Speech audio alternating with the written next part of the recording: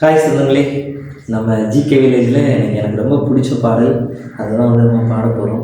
அதாவது தனிமையில் இந்த பாட்டு. ஏன்னா நான் ஹாஸ்டலில் படித்து வளர்ந்தேன், அதனால் இந்த பாட்டு எனக்கு ரொம்ப பிடிக்கும். நம்ம கிராமத்துலேருந்து சென்னைக்கு போகிறது இன்றைக்கி சாதாரண விஷயம். ஆனால் நான் 10ஆம் கிளாஸ் படிக்கும்போது பெரிய பஸ்ஸெல்லாம் பார்த்தது கிடையாது.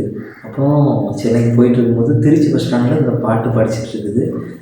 எஃப்எம்மில் கேட்ட ஞாபகம். ஏன்னா அன்னைக்கு நமக்கு மொபைல், யூடியூப் அந்த மாதிரிலாம் எனக்கெல்லாம் தெரியாது. ஏன்னா என்கிட்ட அந்த மாதிரிலாம் இருந்ததில்லை.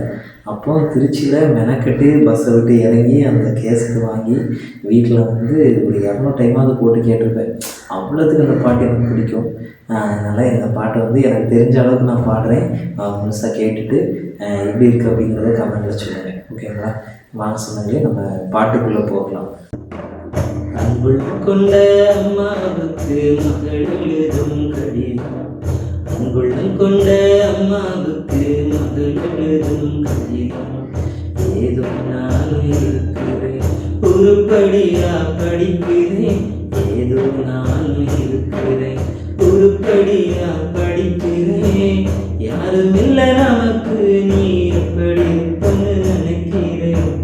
யாரும் இல்லை நமக்கு,